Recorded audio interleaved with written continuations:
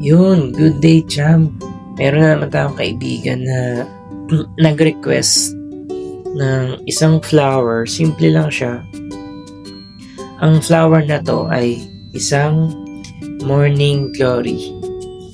May bulaklak palang morning glory. Akala ko muta lang yan.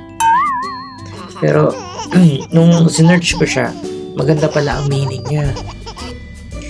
Itong maganda nga itong klaseng morning glory na bulaklak. Pwede siyang may colored, pwede rin siyang black and white. Tulad ng request niya na black and white lang. Pero pwede rin siyang may kulay. Usually, ang mga kulay nito ay violet.